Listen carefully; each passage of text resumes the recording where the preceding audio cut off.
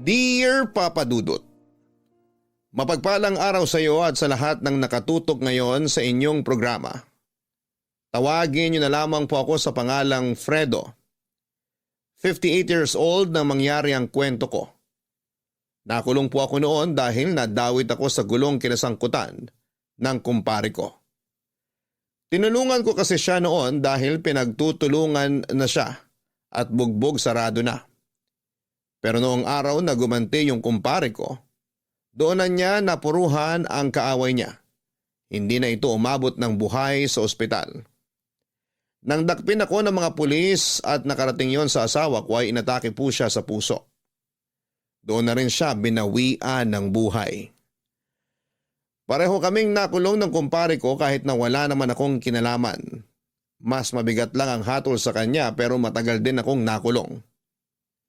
Sa mga panahong yon ni minsan ay hindi ako dinalaw ng mga anak ko dahil ako ang sinisisi nila sa pagkamatay ng kanilang ina. Sinabi rin nila na kahit makalaya pa ako ay wag nang magpapakita sa kanila dahil kinakahiya nila ako bilang isang ama. Kakalimutan na lang daw nila ako. Nakilala ko naman noon sa kulungan si Buji. Kaedad lang siya ng bunso kong anak. Nagulat ako noon dahil pareho kami ng naging kaso. Mas nauna lang siyang nakulong kesa sa akin. Palabiro si Buji at masayahin din kaya nakagaanan ko siya ng loob. Kung tutuusin ay parang anak na rin ang turing ko sa kanya noon. Paps ang tawag niya sa akin. Napakasarap sa pakiramdam na nagkaroon ako ng isa pang anak sa katauhan niya. Hindi naging madali ang buhay ko sa loob pero pinili ko pa rin magpakatino para hindi na magtagal pa doon. Doon ko kasi napagtanto na totoo ang ibang napapanood ko noon sa pelikula tungkol sa mga nararanasan ng mga bilanggo. Naunang makalaya sa akin si Buji at nung ako naman ang lalaya, siya ang sumundo sa akin sa labas.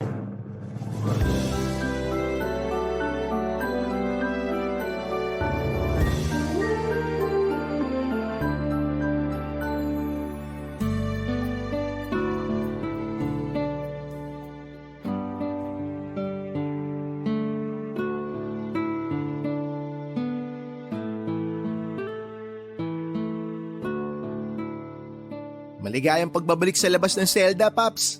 Buji, salamat sa pagsundo mo ha. Akala ko talaga lalabas akong tulala rito. Pwede ba naman yun?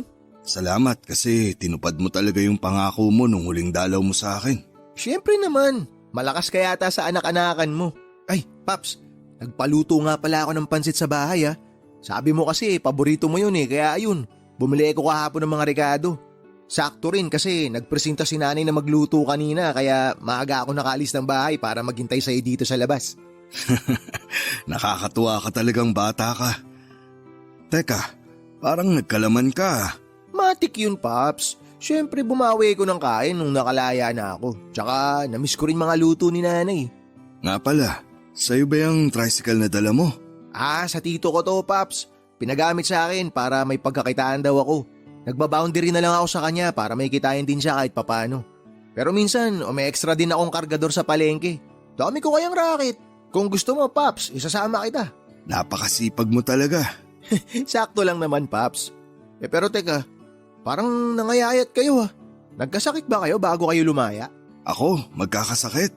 Sus, mahihiyang dumapo sa akin yung mga sakit-sakit na yan.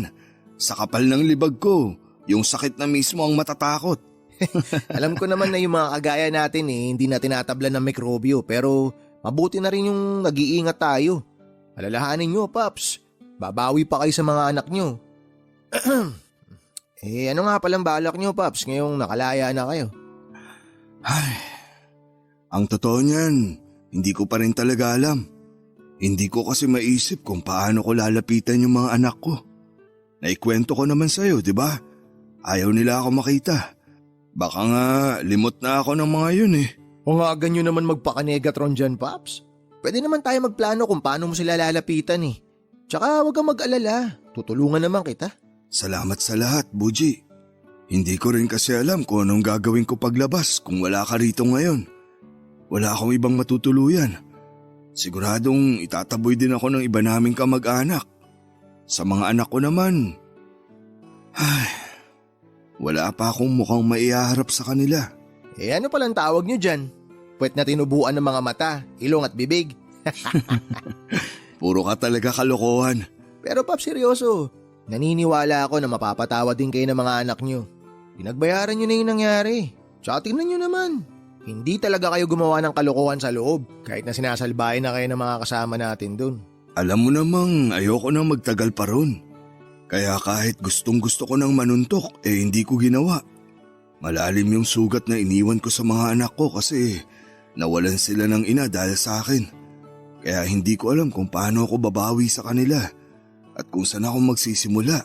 Isa-isa lang muna kasi, Paps. Hanapin mo muna sila. Kapag alam mo na kung nasa na sila ngayon, tsaka tayo mag-isip ng susunod na akbang mo kung paano mo sila lalapitan at makakausap. Kapag biniglaan mo sila, magagalit lang yung mga yun sa'yo. Tama ka. Pero kakailanganin ko talaga yung tulong mo para makalapit ako sa kanila pagdating ng tamang oras. Sus, no problem sa akin yan, Paps. Oh, sakay ka na. Para matikman na natin yung nilutong pansit ni nanay. Baka ubusan nila tayo sa tagal ng kwentuhan natin dito. O siya, sige. Gutom na rin naman ako. Paps, Bakit? fasten your seatbelts.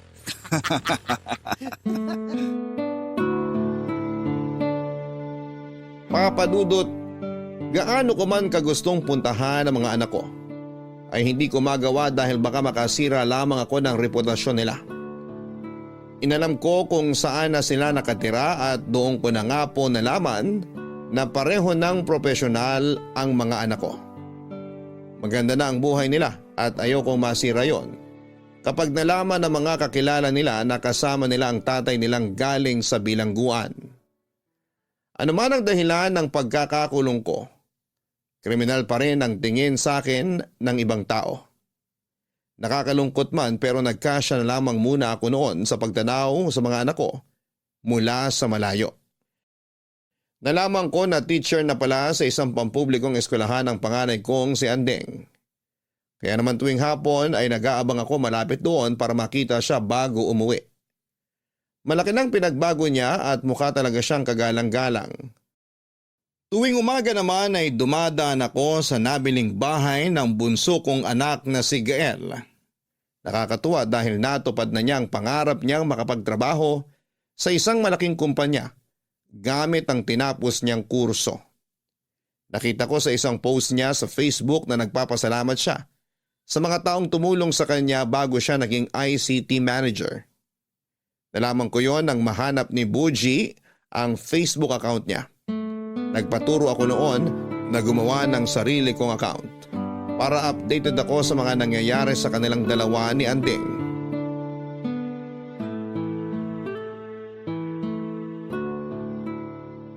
Uy, Paps, baka mamaya mapindot mo yung like dyan, ha? Mahuli ka pa ng mga anak mo na ini-stalk mo sila. Ini-stalk? Ni-stalk, parang binabantayan, minamatsagan, ganun. Ganito kasi yan, Paps. Kapag napindot mo kasi yung like dyan, makikita nila yun sa notifications. Pero pwede mo rin namang yan like. Ang problema, swertihan na lang yun kung hindi pa nakikita nung ini-stalk mo. Delikado pala makapindot dito ng di sinasadya kung ganun. I-add friend mo na lang kasi sila, Paps. Hindi nga ako nagpapakita sa kanila tapos i-add friend ko pa. Ikaw talaga. Kumusta nga pala yung pagbisita mo sa kanila? Hindi naman ako nakalapit eh. Tinatanaw ko lang sila sa malayo. Alam mo yung pakiramdam na gustong gusto ko silang yakapin ng mahigpit. Tapos hihingi ako ng tawad sa kanila. Pero tuwing nakikita ko kung gaano nakaayos yung buhay nila ngayon nang wala ako, parang gusto kong umatras na lang. Parang hindi naman nila ako kailangan sa buhay nila. Kayang-kaya nilang maabot yung pangarap nila nang wala yung tulong ko. Ay, ang bigat dito sa dibdib ko na hindi ko man lang sila mayakap. Pag mabigat na sa dibdib, sa likod naman. Biro lang. Pero malay mo naman, Paps. Nihintay ka rin talaga nila. Hindi natin alam, baka namimiss ka rin nila tsaka gusto nilang malaman kung okay ka. Imposible pang mangyari yun ngayon, Buji. Pero alam mo, Kahit wala ako sa tabi ng mga anak ko habang inaabot nila yung pangarap nila, proud na proud ako bilang ama. Kung pwede ko lang sana ipagsigawan ng mga anak ko sila. Sa lalim ng buntong hininga mo na yun, Paps, pwede na tayong gumawa ng balon Pero teka, parang namumula yung mga mata mo. Umiiyak ka ba? Medyo naluluha lang. Gustong gusto ko na kasi silang makasama pero ang hirap-hirap. Kung may babalik ko lang sana yung panahon, hindi ko na sana tinulungan yung kaibigan ko. Buo pa sana pamilya ko ngayon at masaya pa rin kami kagaya ng dati. Paps, hindi man natin may babalik yung panahon, hindi naman nauubos yung pagkakataon. Marami ka pang pagkakataon para humingi ng tawad at para bumawi sa kanila. Kahit gaano pa katindi yung galit nila sa'yo, sigurado ako na darating din sila sa punto na lalambot yung mga puso nila para magpatawad. Alam mo ba, nung mga bata pa sila, sa akin sila nagpapaturo sa math. Medyo mahina lang ako sa Englishan, pero pagdating sa bilangan, hindi ako magugulangan. Baka naman, Paps, pwede mo i-share yung galing mo sa math para mahawaan naman ako ng kahit konting talino. Baka sakaling magustuhan din ako ng babaeng nakukurso na daan ko. Sus, nakatapos ka naman ng high school Nakapasa lang naman ako, Paps, kasi nangongopya ako sa mga klase ko Dinaan ko lang sa karisma ba para pakopyahin nila ako. Nako, pareho kayo nung bunso ko. Ganyan din siya nung elementary. Kita mo na yung diferensya, Paps. Elementary pa siya ganun. Ibig sabihin, matino na siya nung nag-high school siya hanggang college. Samantalang ako, hindi man lang ako lumevel up kahit isang talampakan lang. May iba ako. Hindi mo ba pinapangarap na makatapos ng pag-aaral? Pangarap naman, kaso nga lang, ang hirap talagang mangarap kapag kapos ka sa pera. Di nga ako naniniwala dun sa mga nagsasabi na hindi hadlang ang kahirapan para makapagtapos ng pag-aaral Bakit naman? Wala kaming pera. Kaya ako hindi nakapag-college kasi wala kaming pang tuition. O sabihin na natin na magiging scholar ako. Yung pamasahe tsaka ibang gastusin, hindi pa rin kakayanin. Kaya nung nakapagtapos ako ng high school, kinailangan na kaagad ako ng mga magulang ko na tulungan sila para may panggastos kami. Kaya inuna ko na yung paghahanap ng trabaho hanggang sa hindi ko na naisip na mag-aral ng college. Tapos kakarakit ko, nakulong pa ako. Hayaan mo, kapag nagkaroon na ako ng magandang pagkakakitaan, tutulungan kitang makabalik sa pag-aaral. Pero Pops, hindi ba masyado na ako matanda para doon? Walang pinipiling edad ang edukasyon, nak. Ang mahalaga lang dun yung kagustuhan mong makatapos ng pag-aaral. 30 ka pa lang naman. Makakahabol ka pa. Kaya mag-ipon tayo para sa pag-aaral mo. Sa kabila ng pangungulila ko sa mga anak ko, kahit papaano ay naibsan yon dahil sa presensya ni Buji. Palagi niya akong pinapatawa kapag alam na nararamdaman niyang naiisip ko na naman ng mga anak ko. Nagkaroon kami ng mga bonding na parang totoong mag-ama. Nakasundo ko rin naman ang pamilya niya dahil mababait din naman sila at hindi na iba ang turing nila sa akin. Naisip ko tuloy na totoo pala na kapag mabuti ka sa kapwa mo ay doble pa yung blessing na darating sa'yo. At hindi pera yung blessing na yon kundi pagmamahal ng isang pamilya na kahit na hindi ko kadugo ay hindi nag-atubiling tanggapin ako. Papadudot kung ano-anong trabaho ang pinasukan ko para makaipon bago ang birthday ni Gael. Noong magkakasama pa kasi kami, may hinihiling siya sa akin na regalo para sa graduation niya at nangako ako na pag-iipunan ko yon. Ang problema ay nakulong naman ako kaya hindi ko na yon natupad sa kanya. Si Anding naman sabi niya, kapag nagtuturo na raw siya ay gusto niya ako ang gagawa ng desk na gagamitin niya sa classroom para tuwing nagtatrabaho raw siya, ay naiisip niya ang pagsisikap ko para makapag-aral silang magkapatid. Nakakalungkot lang na madaling binago ng isang pagkakamali yung tingin nila sa akin bilang isang ama. Bago ako makulong ay nagtatrabaho ako sa isang construction site. Naging foreman din ako noon. Pero nang makalaya na ako o may extra lamang ako dahil nahirapan na akong makahanap ng maayos na trabaho. Naranasan ko rin magtinda ng taho at ice cream. Depende kung saan mas malaki ang kita. Tuwing Sabado at Linggo naman, nagkakargador ako sa palengke. Inipon ko lahat ng kinikita ko. Ang iba naman ay binibigay ko sa nanay ni Buji para makatulong din sa kanila kahit papaano. Nakakapagod. Pero ginawa ko na lang na inspirasyon yung pagpapatawad sa akin ng mga anak ko. Pagdating ng araw, Papa Dudut. Sa bawat araw na lumilipas, mas nagiging mahirap para sa akin na tiisin ang pangungulila sa mga anak ko. Kaya naman halos araw-araw ko na silang binibisita nang hindi nila nalalaman. Kagaya nung una ay patanaw-tanaw lamang ako sa kanila. May mga pagkakataong sinusubukan ko na talagang lumapit pero tuwing nakikita ko kung gaano sila kasaya. Parang hindi ko kaya ng puso ko na mapawi ang mga ngiti nila dahil lang sa presensya ko.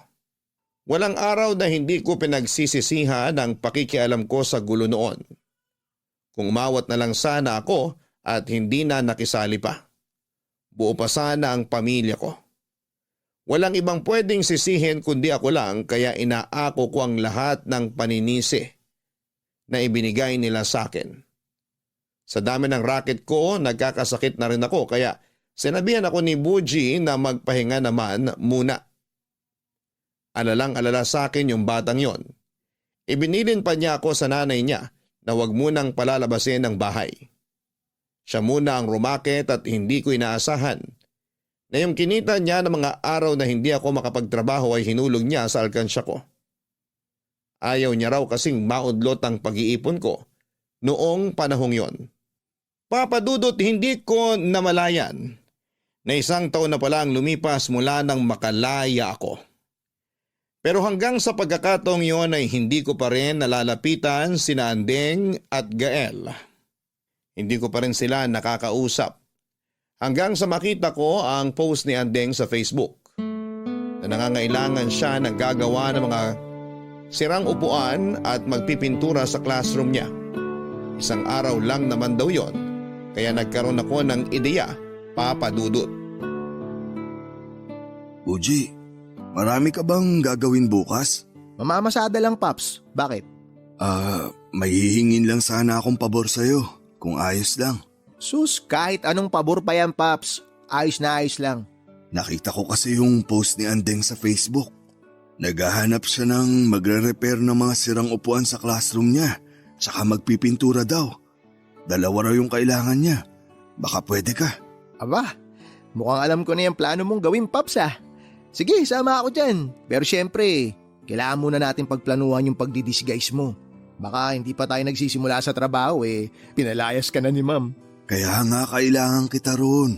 Alam ko naman na matutulungan mo ko Wala talagang problema sa akin yung Paps, tutulungan kita. Pero may isang kondisyon lang sana ako. Ano yun, Nak? Kapag ginawa natin yun, ipangako mo sa akin na hindi mo na palilipasin ang 1 taon na hindi pa kayo nagkakausap ng mga anak mo. Naiintindihan ko naman na galit pa rin sila sa'yo hanggang ngayon. Pero hanggang kailan ka magtatago, Paps? Habang tumatagal na iniiwasan mo sila, mas lalo rin nilang nararamdaman na wala silang ama. Anak din kasi ako, kaya alam ko yung mga ganun pakiramdam. Kaya sana, hindi nyo na ito patagalin pa. Ay, tama ka. Kung yan yung kondisyon mo, sige, payag ako. Basta pagbigyan mo lang muna ako sa hiling ko sa'yo. Walang kaproble-problema sa akin yan, Paps. Okay, sige, ganito gawin natin. Ako yung mag-a-apply kay Ma'am Andeng. Ate na lang itawag mo sa kanya. Naku, hindi pwede yun. Teacher siya, Paps. Tsaka hindi pa naman kami magkakilala talaga At higit sa lahat, kapag sinanay ko yung sarili ko na tawagin siyang ate, baka mabuko tayo sa plano natin kapag nagkita kami tapos tinawag ko siyang Ate Andeng. Diba? Naisip mo pa yun? O siya, ikaw nang bahala kung paano mo siya tatawagin. Okay, balik tayo sa plano, Paps. Basta, kapag nandun na tayo, ako lang yung kakausap kay Ma'am Andeng. Ha? At ikaw naman, lalayo ka sa kanya hanggat maaari. Ayos lang yun. Ang mahalaga, nasa iisang classroom lang kami. Makikita ko siya ng mas malapitan. Malay mo, magkaroon ako ng lakas ng loob na kausapin na siya. Alam mo, Paps, nakaka-touch na sana tong plano natin Kaso, para tayong mga siraulo sa parting magdidisguise tayo. Napag-aahalataan kung sino yung mastermind eh. Ang luma. Kanina pa ako nakakahalata sa'yo. Parang napipilitan ka lang na sumama sa plano ko.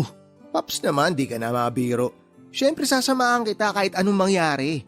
Nasa likuran mo lang ako hanggat hindi kayo nagkakaayos ng mga anak mo. Baka naman sa kakatulong mo sa akin hindi ka na makapanligaw niyan. Kaya mo yun, Paps. Wala pa rin naman ako natitipuhan eh. Nagbiro lang ako nung nakaraan. Kung may dalaga ka lang sanang anak, siya na niligawan ko. Bakit kasi hindi ka na lang maghanap sa Facebook? Daming magaganda ron Marami talaga. Pero karamihan din sa kanila, mga poser. Ano yun? Yung mga gumagamit ng mga picture ng ibang tao tapos magpapanggap na sila yun. Pinipili talaga nila yung maganda o yung gwapong picture para mas makaakit sila. Lakas tama nga ng mga yun eh. Kasi paano kung makipag-meet nga yung kausap nila? Nako, nakakatakot din palang makipag-ibigan basta-basta sa online na yan. Ganun na nga, Paps. Kaya kailangan din maging maingat. Ay, siya nga pala. Para mas madali, magme-message ako sa account ni Mamanding para maunahan natin yung ibang mga interesado. Kung pupunta pa kasi ako sa eskwelahan, baka may makakuha na siya eh. Mabuti pa nga. O paano? Maaga tayo bukas. Magkikita tayo bukas. Kung matatanggap tayo. Papadudot na kausap ni Buji ang anak kong si Andeng. Nag-reply siya na mag-message si Buji at nagkasundo naman sila sa gagawin at kung magkano ang araw namin sa pagtatrabaho. Isang araw lang naman naming tatapusin lahat ng aayusin sa classroom niya. Ewan ko ba pero excited talaga ako noong araw na yon. Halos hindi nga ako makatulog habang iniisip kong makakasama ko ang anak ko kahit na isang araw lang. Medyo kabado rin ako dahil baka hindi talaga maiwasang kausapin niya ako. Siguradong makikilala ako ng anak ko kapag nagsalita ako o humarap sa kanya. Pinag-isipan ko rin ang naging kasunduan namin ni Buji na hindi na papaabutin ng isang taon ang hindi ko paglapit sa mga anak ko. May punto naman siya at ayoko ring tuluyan nang lumayo ang loob sa akin ni na Andeng at Gael. Batid kong hindi ko na mabubura ang nagawa kong pagkakamali noong nakulong ako. Pero may magagawa pa ako para mapatawad nila. Papadudot dahil may kalaguan na ang buhok ko at nakasuot din ng face mask ay hindi ako kagad makikilala ni Andeng. Isa pa'y usapan talaga namin ni Buji na tuwing may sasabihin si Andeng kahit instruction lang ay siya ang haharap at makikipag-usap. Gaya ng napag-usapan, wala kaming tatanggaping bayad dahil ako na ang bahala sa sahod ni Buji. Napaglaanan ko na kasi ng pera ang araw na yon. Pero pagdating namin sa school, hindi ko inaasahan ang kalokohang naisip ni Buji para lamang hindi kami magkausap ng anak ko, Papa Dudut. Paps, kurap-kurap ka naman dyan. Baka manigas na yung talukap mo niyan. Ikaw naman, kinakabahan na nga yung tao eh. Hindi mo ba napapansin? Panay yung tingin ni Andeng dito. Nakilala yata ako. Kalma lang kasi, Paps. Hindi yan. Natutuwa lang siguro sa ginagawa natin kaya tingin siya ng tingin. Tinan mo mamaya, aalukin na tayo ng merienda niyan. Sabi ko na nga ba yun lang inaabangan mo. Tagal kasi mag-alok eh. Mag-alas 11 na kaya. Tapusin na lang muna natin yung trabaho para hindi tayo mapahiya sa kanya. Nako, Paps, kung di lang pamilyado yung panganay nyo, baka na-inlove na siya sa akin ngayon. Tinan mo naman yung mga pininturahan ko. Polidong polido. Makinis pa sa mukha ako eh. Huwag ka munang magyabang dyan. Hindi ka pa tapos. Sige ka, di kita babayaran. Huwag ka nga ano dyan, Pops. Kahit naman ikaw, hindi ka pa tapos eh. May 2 upuan ka pang di naaayos. Mabilis na lang to. Hayaan mo, tutulungan kita mamaya sa pagpipintura. Kahit di na, Pops, kayang-kaya ko na to. Pero wala na akong gagawin dito mamaya pagkatapos ko sa mga upuan. Alam mo naman, baka bigla akong lapitan kapag nakitang wala na akong ginagawa. Grabing paliwanag naman yan. Sige na nga, Pops. Titiraan kita ng mga gagawin mamaya. Total, mukhang nakukulangan ka naman sa mga gagawin. Magtatanong din ako kay Ma'am Andeng mamaya kung meron pa siyang ibang ipagagawa. Wow! Ang bilis niya trumabaho ah. Si Manong patapos na. Konti na lang din yung pipinturahan. Kayang-kaya niyo palang tapusin kaagad eh. Mukhang nakukulangan pa nga tong si tatay sa gagawin, ma'am eh. Talaga? Kaso wala na akong ipapaayos eh. Yung mga upuan lang talaga. Baka gusto niyo rin pong ipalinis tong classroom. Ha? Naku hindi. Ako nang bahala sa paglilinis nito. Libre lang po ma'am kung sakali. Hey naku, wag na. Nakakahiya na sa inyo. Kung ano na lang ang napag-usapan natin, yun na lang ang gagawin nyo. Okay? Okay po ma'am, kayo pong bahala. Kung may kailangan kayo, sabihin nyo lang sa akin. Magpapabili ako. Ang totoo po niyan ma'am, meron po talaga kaming kailangan eh. Ano yun? Parang kailangan po namin ng ng ano ma'am, yung malamig na nakabote, tas may straw, tas doon kayo hihigop, tapos malambot na pambara ng lalamunan. Naku, oo nga pala, mag-aalas 11 na. Buti sinabi mo yan. Nalibang na kasi ako sa mga ginugupit kong decorations kanina, kaya hindi ko na namalayan yung oras. Pasensya na ha. Nako, wala pong kaso yun ma'am. Magpapabili na lang ako ng merienda nyo. Okay lang ba kung maghintay pa kayo ng ilang minuto? Opo ma'am, maghihintay kami, wala pong problema. Eh si Manong kaya, baka nagugutom na siya. Ayos lang po siya ma'am, hindi pa po siya nagugutom. Bakit ikaw yung sumagot para sa kanya? Ano ma'am kasi hindi po siya nakakapagsalita. Pasensya na po kayo kung ngayon ko lang nasabi sa inyo. Ano ka ba? Ako nga dapat ang humingi ng pasensya eh. O siya, magpapabili na muna ako ng merienda nyo. Pakihintay na lang sandali. Okay po ma'am, salamat po. Ikaw talaga, Buji. Bakit sinabi mong hindi ako nakakapagsalita? Hayaan mo na Paps, hindi naman tayo nabisto eh. Tagumpay yung plano at tagumpay din yung merienda.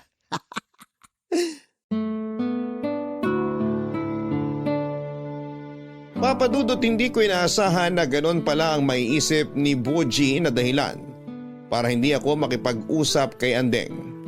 Nagtawanan na lamang kami paglabas ng eskwelahan at nagulat daw noon ang anak ko nang hindi tanggapin ni Boji ang bayad. Pinagpilitan pa raw nito na tanggapin yon dahil maayos naman daw kaming nagtrabaho. Pero malinaw ang usapan namin ni Boji kaya hindi niya yon tinanggap.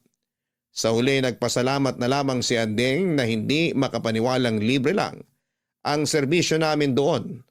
Masarap naman sa pakiramdam dahil may nagawa ako para sa anak ko. Hindi niya man alam na ako yon ay malaking bagay na para sa akin ang nangyari. Matapos ang araw na yon, Papadudot, ay parang bigla akong nabuhayan ng loob.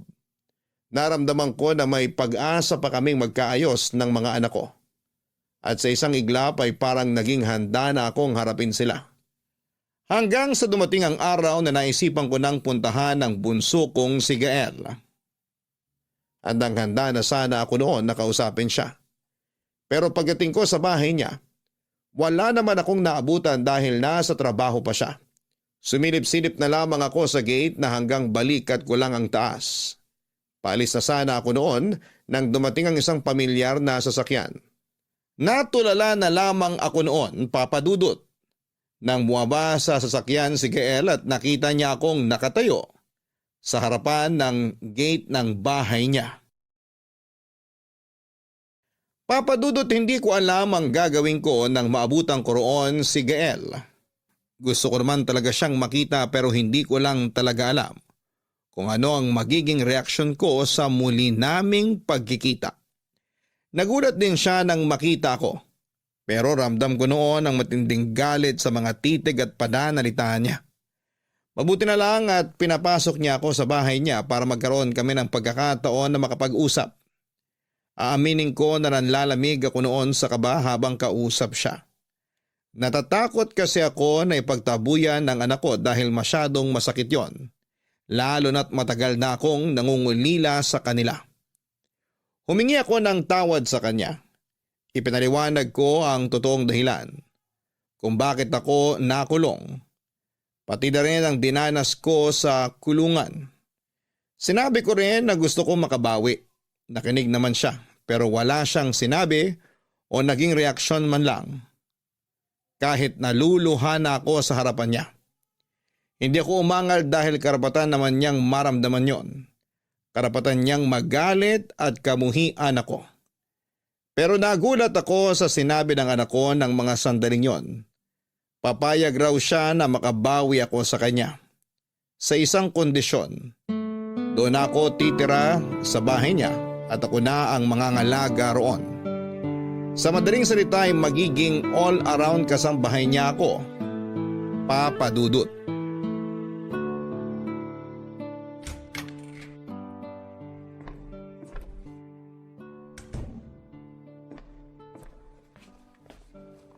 Kumusta lakad mo, Paps?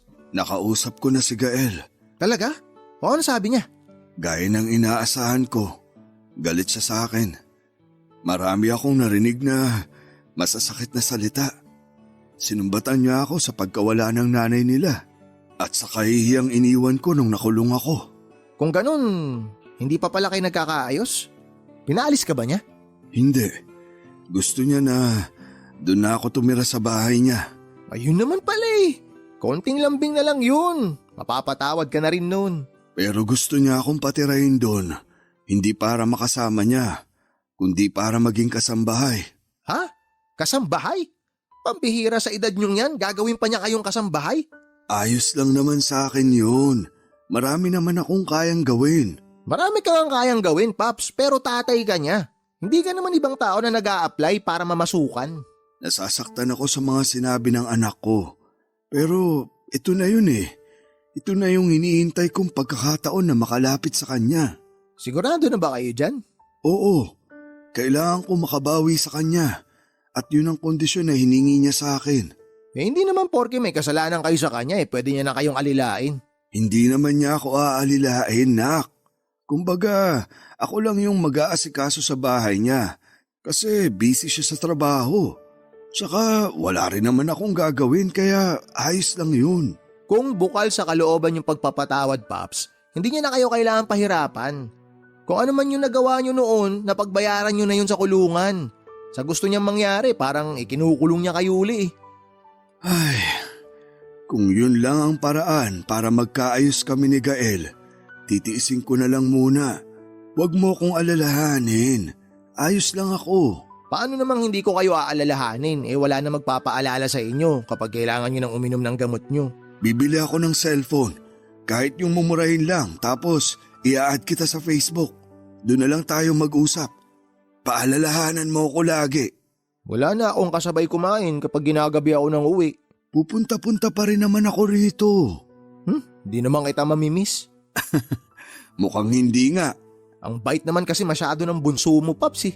Sa ngayon, iniintindi ko na lang muna siya. Kasi alam kong puno pa siya ng galit. Alam mo, Paps, gets ko naman talaga siya dun sa galit niya. Pero hindi naman ikaw yung mismong pumatay sa asawa mo eh. Oo, pero alam ko naman noon na hindi maganda ang lagay ng asawa ko.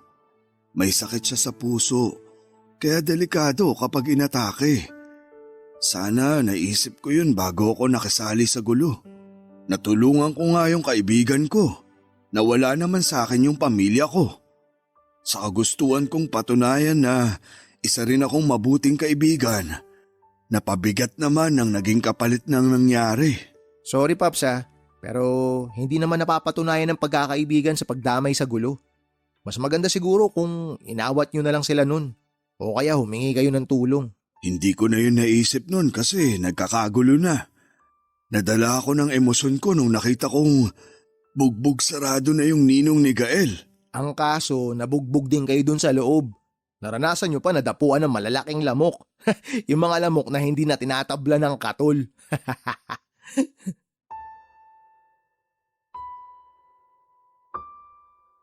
Papadudot na tuloy ang paglipat ko sa bahay ni Gael.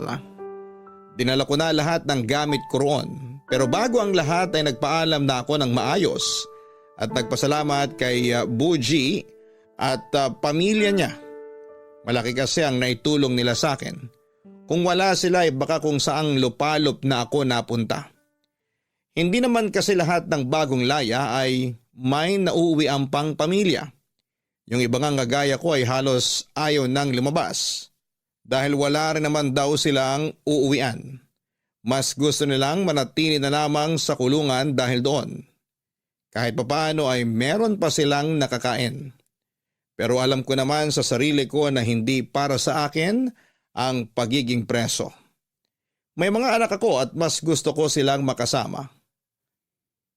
Papa Dudut, naging all-around na kasambahay ako ni Gael. Mula sa paglilinis, pagluluto, at maging sa paglalaba ay ako na ang gumawa noon. Hindi ko na lang inisip na mali yung ginagawa kong pagkonsente sa anak ko. Ang mahalaga sa akin ay araw-araw ko nang nakakasama ang bunso ko. Habang busy siya noon sa trabaho ay palihim ko namang ginagawa ang regalo ko kay Anding. Ginawan ko siya ng bagong desk. Alam ko naman na kaya na niyang magpagawa ng bago. Pero napansin ko noong nagtrabaho kami sa classroom niya na luma na ang ginagamit niya. At hindi pa rin niya pinapalitan. Kaya naisip kong ituloy ang plano kong regaluhan siya. Hindi ko man kayang bumili ng mamahaling mesa ay kaya ko namang gumawa ng simple at magagamit niya ng pangmatagalan. Pinasukatan ko na rin yon ng salamin na ilalagay sa ibabaw. Papa Dudut, hindi pa rin alam ng panganay ko na nakalaya na ako ng mga panahong yon. Nakiusap kasi ako noon sa kapatid niya na huwag munang ipapaalam sa atin niya ang tungkol sa akin. Pumayag naman siya pero tulad kay Gael, hindi ko inaasahan na mas mapapaaga ang pagkikita namin ni Anding.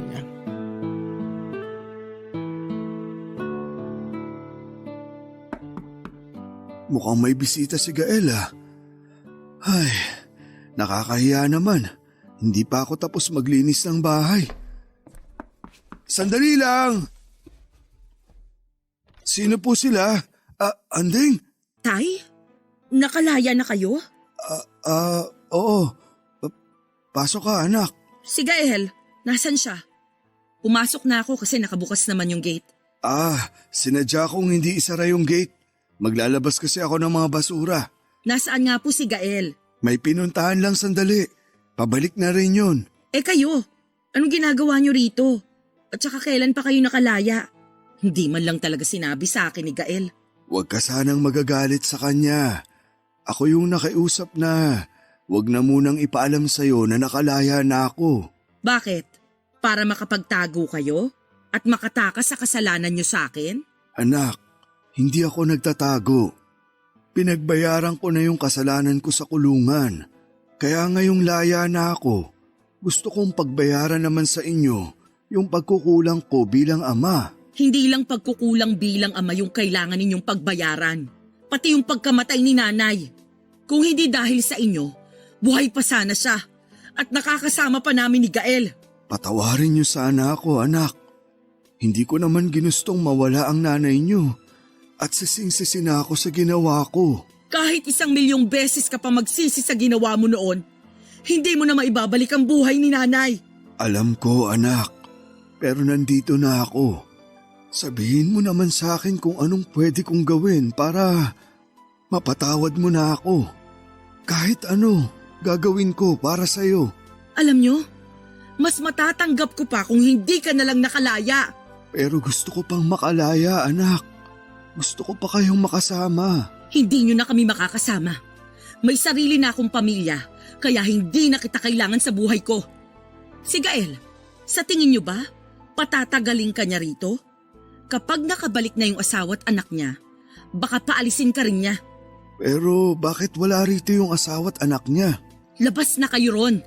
Sinabi niya sa akin na kung gusto kong bumawi, magagawa ko yun kapag pumayag akong maging kasambahay niya rito. Mabuti na rin niya nang may pakinabang ka naman sa kanya kahit papano. Pero kung sa akin lang, hindi uubra yan. Kahit isang daliri mo lang sa paa, hindi makakapasok sa bahay ko. Ay, naiintindihan kita, anak. Naiintindihan ko kung saan nanggagaling yung galit mo. Kaya sige lang, hindi ako magagalit sa'yo. Dapat lang, kasi wala naman po kayong karapatang magalit. Pasalamat nga kayo, nasisikmura pa kayo ni Gael na makasama kayo rito. Kahit na mas matindi pa yung galit niya sa inyo kaysa sa akin. Pero kung ako yung tatanungin, ayoko nang makita ka ulit. Ayokong malaman ng ibang tao na may tatay akong galing sa kulungan. Anak, sana Bigyan mo ko kahit isa pang pagkakataon. Patutunahin ko sa'yo na pinagsisisihan ko na yung nagawa ko noon. Babawi ako sa'yo. Sa inyo ni Gael. Huwag niyo na pong ipilit. Wala na rin kasing kwenta yung pagbawi niyo. Gaya nga ng sabi ko kanina, hindi ko na kayo kailangan sa buhay ko. Mas makakatulong pa sa akin kung hindi na lang kayo magpapakita. Hindi ako susuko, anak. Nasa inyo na po yan kung susuko kayo o hindi. Ipagdasal nyo na lang na hindi kayo palayasin ni Gael dito. Kasi kapag sinabi ko sa kanya na hindi kayo dapat nandito, alam nyo na kung ano ang mangyayari. Papadudot hindi naman ako iyakin pero matapos ang pagkikita namin yon ng panganay ko ay tumulo ang luha ko. Pinigilan ko lamang yon nang magkaharap pa kami dahil hindi siya sanay na nakikita kong ganon ka-emosyonal. Pero dahil sa mga narinig ko ay hindi ko na napigilan. Masyadong masakit ang mga narinig ko. Hindi naman po kasi ako naging masamang ama bago ako nakulong. Nagsikap ako na maibigay lahat ng pangangailangan ng mga anak namin ng asawa ko. Pinagtulungan namin yon pero noong nalaman kong may sakit siya sa puso, ako na lamang ang mag-isang kumayod para kina Andeng at Gael. Ginawa kong araw ang gabi para kumita ng sapat na pera para sa kanila. Pero kahit na anong sama ng loob ko sa mga sinabi ni Andeng, ay hindi ko siya sinumbatan. Hindi ko siya kayang saktan ng mga sandaling yon ay isa lang ang pinakahihiling ko. Isang yakap mula sa mga anak ko pero mukhang malabo nang mangyari yon. Kung nung una ay ang malamig na pakikitungo lamang ni Gael ang inaalala ko.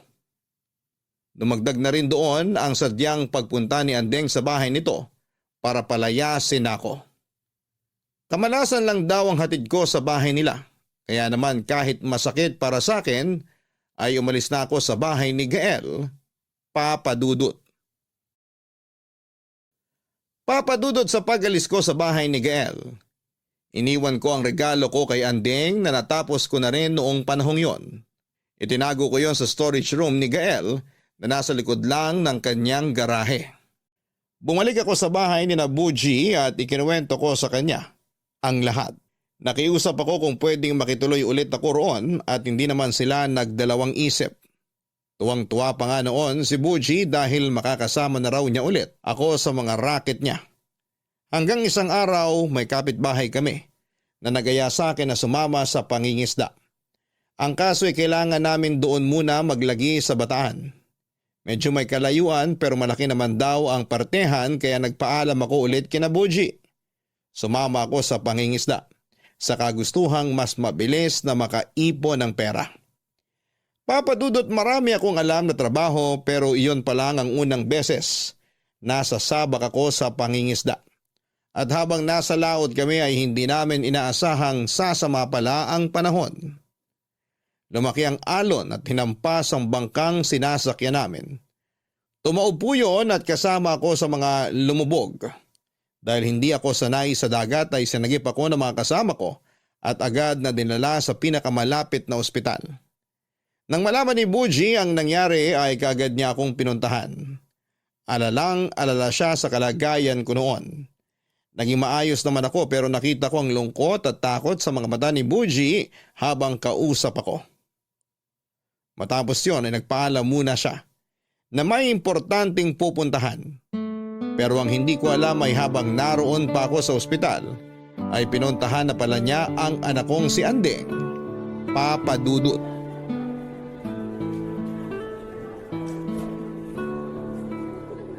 Mamandeng! Uy! Ikaw si Buji, tama? Opo, Buji nga po. O ba't ka nandito? Kailangan mo ba ng trabaho? Hindi po. Pumunta po ako rito para sana makausap kayo, ma'am. Tungkol saan? Tungkol ba to dun sa ginawa nyo nung nakaraan? Na hindi kayo nagpabayad? Kailangan nyo na ba ng pera ngayon? Isa-isa lang po, Mamandeng. Mahina po kalaban eh. Ikaw talaga? Pero ano nga yung sadya mo sa akin? Ma'am, naalala niyo po ba yung lalaking kasama ko na nag-repair ng mga upuan? Oo naman. Naalala ko pa si Manong. Kumusta na nga pala siya? nasa ospital po siya ngayon eh. Ha? Anong nangyari sa kanya? Sumama po kasi siya ng mga isda. Tapos inabutan po sila ng sama ng panahon sa laot kaya tumaob po yung bangkang sinasakyan nila. Diyos ko. Kumusta na ba ang lagay niya ngayon? Kailangan niyo ba ng tulong pinansyal? Bali ang kailangan niya po yung mga anak niya. May mga anak pala siya. Opo ma'am, babae po yung panganay, lalaki naman po yung bunso. Pero, bakit dito ka pumunta? Ano bang pwede kong maitulong sa kanya? Kung pupuntahan niyo po siya ma'am, napakalaking tulong po nun para sa kanya. Teka, hindi kita maintindihan. Bakit naman ako pupunta? Yung mga anak naman niya ang kailangan niya, diba? Ay, ma'am, hindi na po ako magpapaligoy-ligoy. Tatay niyo po yung tinutukoy ko. Ano? Pero paano kayo nagkakilala? Tulad niya, nakulong din po ako noon. Magkasama po kami sa kulungan, pareho rin po kami na naging kaso. Nauna lang po ako nakalaya. Ibig sabihin, nung nag-message ka sa akin, alam mo ng anak niya ako? Tama po kayo ma'am, alam ko na po. Pero may hindi pa po kayo alam. Yung lalaking kasama ko noong nagpintura sa classroom niyo ma'am, siya po yung tatay niyo. Hindi siya nagpabayad kasi gusto niya lang talaga na makita kayo. Ma'am, alam ko pong wala akong karapatan na manghimasok sa problema ninyong pamilya. Pero hindi po naging madali yung pinagdaanan ng tatay niyo sa loob ng kulungan. At sa tagal po ng panahon na nakulong siya, bayad na po niya yung mga nagawa niya noon. Yung pagkawala po ng nanay ninyo, hindi niya naman po yung ginusto. Mahal na mahal niya po kayong lahat. Pero kung hindi dahil sa kanya, hindi naman mawawala sa amin si nanay. Pero kung di rin po dahil sa kanya ma'am, wala rin po kayo rito ngayon. Sobra-sobra pa po yung pagbabayad ng tatay niyo nung nakulong siya. Kahit po binubugbog siya ron sa loob, hindi po siya lumalaban kasi ayaw niyang gumawa ng dahilan para magtagal pa siya sa kulungan. Ayaw niyang magtagal pa na malayo siya sa inyo. At nung araw na nakalaya siya ma'am, alam niyo po ba kung ano kaagad ang naisip niya? Kayo po ni Sir Gael. At kung paano siya makakabawi sa inyong dalawa. Kailan pa siya nakalaya? Noong nakaraang taon pa po siya nakalaya ma'am. Matagal niya na po kayong binibisita nang hindi niyo alam. At palagi rin po siyang dumadaan sa bahay ng kapatid niyo. Kaya nga po naisip niya na kami na lang po mag-apply sa inyo nung nangangailangan kayo ng trabador para makalapit po siya sa inyo nang hindi niyo nahahalata. Wala po siyang masamang intensyon ma'am. Gusto niya lang po kayong makasama. Kaya sana naman po bigyan niyo siya ng isa pang pagkakataon. Hindi naman kasi ganun kadali yun. Nasaktan din kami ni Gael. Alam ko po yun ma'am. Pero pwede niyo pong subukan magpatawad kahit paunti-unti lang. At pwede niyo pong simulan yun sa pagpunta niyo sa ospital. Iuuwi ko na po siya sa amin bukas. Kung gusto niyo po siyang makasama, ipapadala ko sa inyo yung address ng ospital dun sa Bataan kung saan siya dinala ng mga katrabaho niya. Gusto ko siyang makita. Sasamahan ko po kayo sa kanya ma'am pero bago po yun, gusto ko po munang ipaalam na may hinandang regalo sa inyo ang tatay niyo. Nasa likod po yun ng garahe ni Sir Gael. Makikisuyo na lang po ako sa inyo ma'am na pakisabi na lang kay Sir Gael na may regalo po sa kanya ang tatay niyo. Maiwan ko na po kayo ma'am. Sabihan niyo na lang po ako kung kailan niyo balak pumunta sa ospital. Mauna na po ako.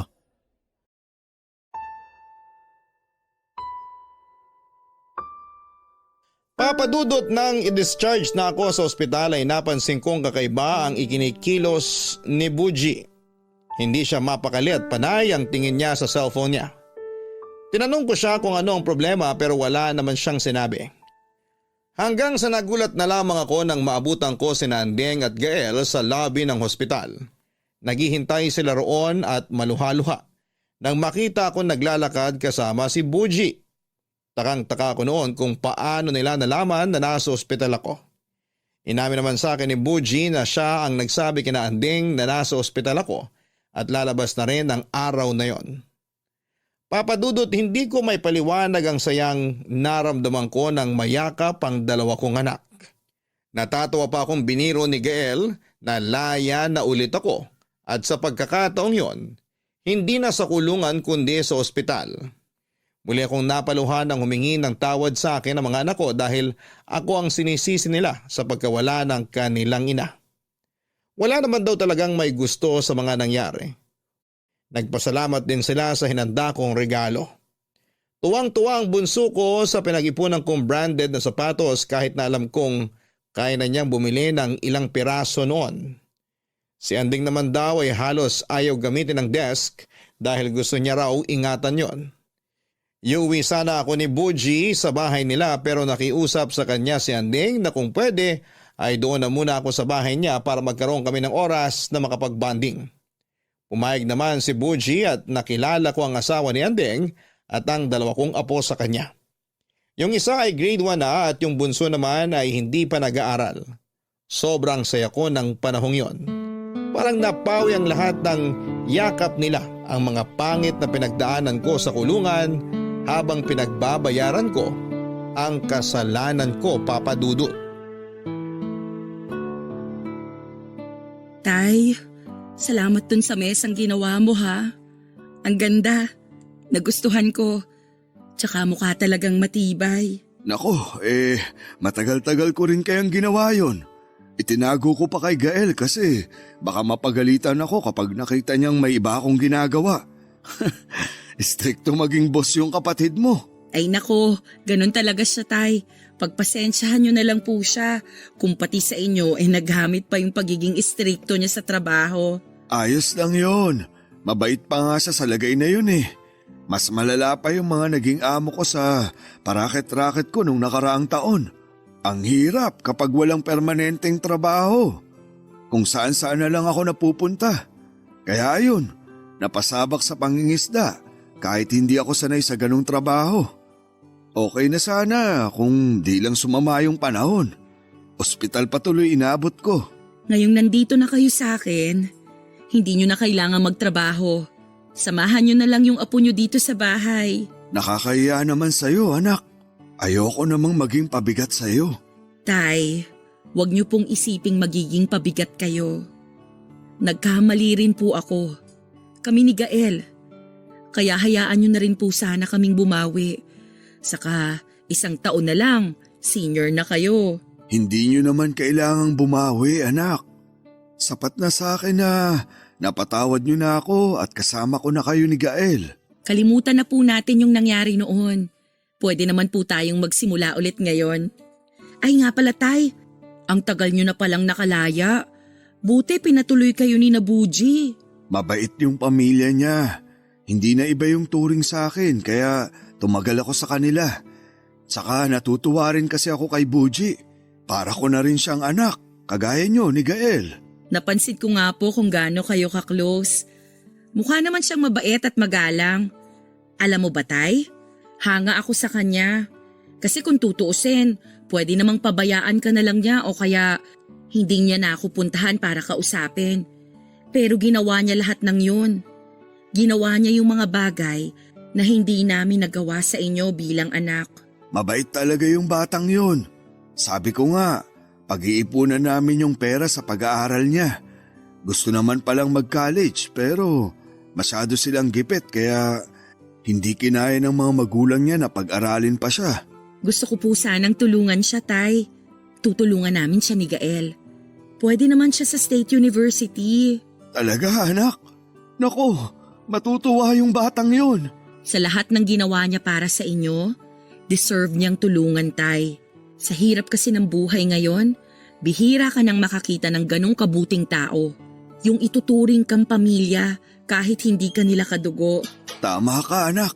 Kaya hindi ako magdadalawang isip na ituring na rin siyang pamilya, tay. Happy birthday, Pops! Buji! Birthday ko pala ngayon. Nawala na kasi sa isip ko. Oh, bawal magdrama.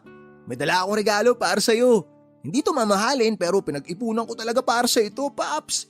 Tsaka ito, bumili rin ako ng cake. Laki, di ba? Pero joke lang, di ako bumili nito. Pinabili sa akin ito ni Ma'am Andeng. Salamat mga anak. Nagabala pa talaga kayo. Basta para sa'yo, Pops. Ikaw pa ba? Si Gael, pupunta rin ba siya? Parating na rin si Gael, tay. May dinaanan lang. May sorpresa siya sa'yo. Excited ka na ba? Kahit walang sorpresa, excited pa rin ako kasi makakasama ko kayong tatlo. Papa Dudut, hindi ko inaasahan na may inihanda palang sorpresa sa akin sina Andeng, Gael at Buji. Hindi ko na rin kasi naalalang birthday ko pala noong araw na yon. Hindi ko inaasahan na magkakasundo silang tatlo. Tinupad nila ang pangakong pag-aaralin si Buji. Nag-enroll siya sa isang state university at sinuportahan naman siya ng 2 kong anak. Ni sa panaginip ay hindi ko naisip na mangyayari ang bagay na yon. Pero dahil sa pagpapatawad ng mga anak ko, naging maayos ang lahat at nangyari ang higit pa sa inaasahan ko. Sa kasalukuyan ay nandito na lamang ako sa bahay ni Andeng. Nagpresenta ako na maging tagahatid ng bunsong anak niya sa kinder dahil naiinip ako sa bahay kapag walang ginagawa. Hindi yun naging problema sa akin dahil mahal na mahal ko ang mga apo ko. Papadudod sa lahat ng nangyari ay na-realize ko na kahit na ano pang pagsubok ang pagdaanan sa buhay, palagi pa rin may magandang bawi ang Diyos, basta't nananatili lamang ang pagkakaroon ng mabuting puso. Hanggang dito na lamang po ang kwento ko, Papa Dudut. Maraming salamat po sa inyo at sa Barangay LS sa pagbabahagi nito. Pagpalain po sana ang inyong istasyon.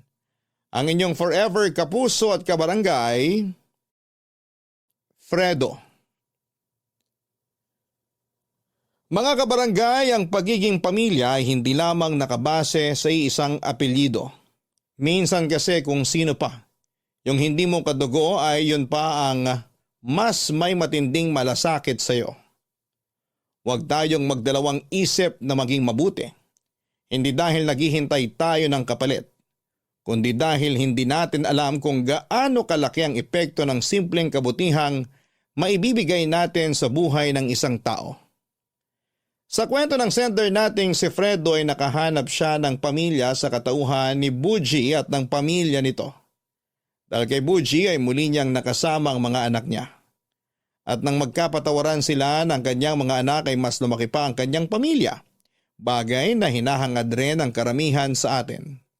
Hindi kasi lahat ay nakakaranas ng pagmamahal mula sa isang pamilya. Pero hindi ito imposible kung marunong tayong makipagkapwa at palaging mabuti ang intensyon sa iba. Hanggang sa muli, ako po ang inyong si Papa Dudut sa mga kwento ng pag-ibig, buhay at pag-asa sa Barangay Love Stories number 1. Dear Papa Dudut, magandang araw po sa inyong lahat at sa lahat ng mga nakikinig sa Barangay Love Stories. Palagi po ako nakikinig sa Barangay LS lalo na't bago ako sa school. Ako po si Jim, 20 years old na po ako sa ngayon at nasa 3rd year college na. Nangyari ang kwento ko last year. Nag-iisang anak lamang po ako at maaga pong nabiyuda ang aking nanay. Bata pa po ako noong mawala ang tatay ko. Mama Jello ang tawag namin sa mama ko. 46 years old siya noong nangyari ang kwentong ito. Napakabait po ng nanay ko. Hindi na po siya nag-asawa at sa akin na lamang ibinigay ang lahat ng atensyon. Hindi naman po siya mahigpit at malaki ang tiwala niya sa akin. My best friend po ako at hindi naman po imposible pero nang yayari naman po na magkaroon ng babaeng best friend ang isang lalaki. Siya po si Jean at nagsimula ang pagkakaibigan namin mula pa noong 1st year high school kami. Hindi namin alam kung bakit nag-click kami ng ganon kabilis. Ako ang tagapagtanggol niya at siya naman ang tagapagtanggol ko. Wala pong emosyonal na damdamin ang nabuo o nabubuo sa amin. Mas tinuturing namin ang isa't isa bilang magkapatid. Kaya nang magkolehiyo kami ay napagkasunduan namin na mag-aral din sa isang eskwelahan at kunin ang kurso na totoo naman na gusto namin para sa sarili namin. At hindi dahil pinakikisamahan namin ang isa't isa. Mascom po ang kurso namin at pareho kami ng major. Si Jean po ay anak ni Papa Ton. Yun po ang tawag namin sa kanya. 47 years old siya noong panahon na yon. Hindi namin alam ni Jean kung dahil ba sa parehong estado ng magulang namin kung bakit kami nagkasundo. Dahil si Papa Ton po ay maagang nabiyudo at hindi na din nag-asawa. At siya na lang din ang solong bumuhay at nagpalaki kay Jean. Gaya ng mama ko ay napakabait ni Papa Ton. Tanggap din nila ang pagiging magkaibigan at halos magkapatid namin ni Jean. Ganon po kami ni Jean, pero kahit po ganon na kami na sobrang magkadikit ay may mga bagay pa din sa buhay namin na hindi pa nagkokonekta. At yan po ang ikukwento ko sa inyo, Papa Dudut.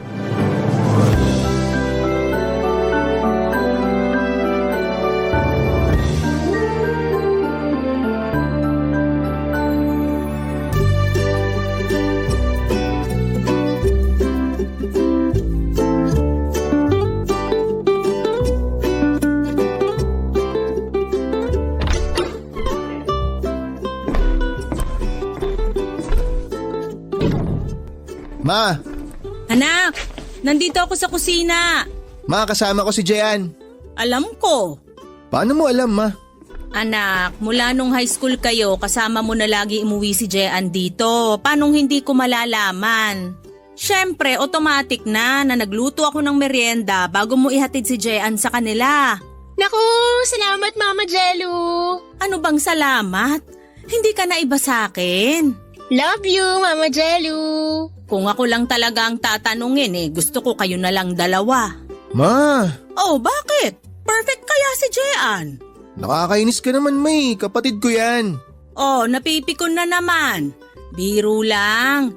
Ang sinasabi ko lang naman, kung magkaka-girlfriend ka, sana yung mga katangian ay yung gaya ng kay Jean. Bukod sa mabait, maganda pa. Mana kasi ako sa inyo, Mama Jello. Ayan na nga bang sinasabi ko Huling-huli mo talaga ang kiliti ko Totoo naman po. Kayo nang naging nanay ko mula nung magkakilala kami ni Jim. Dahil din siguro sa inyo kaya kami naging mag-best friend yung pangit na yan. Lah, kay mama ako nang galing, so kung pangit ako, pangit din si mama. At pangit ka rin kasi di ba sabi mo, sa kanya ka nagmana? Nako, tigilan nyo na nga yan. Mamaya mag-away na naman kayo. Lakas kasi mang inis niyan Bakit? Sino kaya una nagsabi ng pangit? O bakit ka nagagalit? Totoo ba? Hello, ang gwapo ko kaya. Totoo naman. Sigurado ako ng dami nagpapakyut sa'yo ngayong college ka na, no? Naku Mama, may kwento ako. Hoy, tumigil ka ah. Huwag mo ikukwento yun. Bakit ba? Hayaan mo nga siyang magkwento. Oo nga. Huwag kang makinig dyan, Ma. Ano to, anak? Naglilihim ka na sa mama mo? Hindi naman, Ma. Kung ganon, Jean, kwento. Ito na nga po, Ma. Alam mo bang may 5 crush si Jim sa eskwelahan? Uy, 4 lang. Shh! Ano pa, iha? Pero hindi niya malapitan. Magmerienda na nga lang kasi tayo. Shh! Bakit naman, iha? Ano pa po ba? Natutorpe. Tinulak ko na nga po minsan Ewan, hindi natinag. Biglang nanigas ka ba? Anong nanigas? OA mo ah. Totoo yun, Mama Jello. Naniniwala naman ako sa'yo. Ma, ako tunay mong anak. Bakit ka sa kanya kumakampi? Wala akong kinakampihan. Sinasabi ko lang ang totoo. Hindi lang yun, Ma. Ano pa, anak? Alam mo, Jean, papunta ka na sa pagiging chismosa. Ang chismis, gawa-gawa. Totoo naman ang kinukwento ni Jean na. Ah, sige, ganyanan na. Humanda ka mamaya kay Papa Ton. Ikukwento ko yung crush mo. Wala naman akong crush Ako nga ang nilalapitan nila. Sila ang may crush sa akin. Pakayabang talaga nito. Kasi nga, maganda si Jean. So, pangit nga ako, Ma. Hindi ka pangit, kundi torpe. Alis na nga ako. Hoy, saan ka pupunta? Dito ka nakatira. Doon na ako kay Papa Ton. Kayo na lang ang maging mag-ina. Napakapiko naman itong anak ko na to. Ganyan yan, Ma. Gatong ka talaga no? Tama na yan, tigilan na natin ang kwentuhang to. Tara na sa kusina at kumain ng merienda. Mabuti pa nga, Ma. Talagang mabuti pa nga. Nagutom ako sa inis. Mawawala ang inis mo kasi ginata ang bilo-bilo ang niluto ko. Wow, favorite! Wow talaga? Ako kaya may favorite nun. Kaya nga, wow, favorite! Mo! Magdala ka para sa papa mo, Jean, ha? Opo, matutuwa po si Papa. Tapos tuloy mo yung kwento habang kumakain tayo. Ma! Papa Dudut, ganon kami ka-close ni Jean at ganon sila ka-close ni Mama Jello. Kaya yung mga hindi ko na ikukwento kay Mama Jello ay si Jean ang nagkukwento. Kaya wala akong naililihim kay Mama dahil sa kadaldalan ni Jean. Sa eskwelahan ay hindi ako tinatantanan ni Jean at sobrang concern niya sa akin ay kinukulit niya ako na kausapin at ligawan ko na ang mga crush ko. Dahil nga sa pinanghihinaan ako ng loob, ay hindi ko naman nagagawa kaya magugulat na lamang ako minsan na nakikita ko si Jean na kausap ang mga crush ko. At saka kinagkwento sa mga ito na crush ko nga sila. At pag nalalaman niyang hindi ako gusto ng crush ko ay sinasabihan niya agad ako na maghanap na ng ibang crush. Kesyo hindi daw kami bagay ng mga crush ko. Pero sinasabi niya lamang yon para huwag akong masaktan. Minsan kinakapalan ko ang mukha ko at inuunahan na si Jean na kausapin ng iba ko pang mga crush. Kaso masakit pag sinasabing hindi nila ako gusto. Siyempre si Jean ang sasabihin naman na may mas deserving na girl para sa akin. Alam kong pinagagaan niya lamang ang loob ko na somehow ay nakakatulong para maka-move on ako kaagad. Papa Dudut.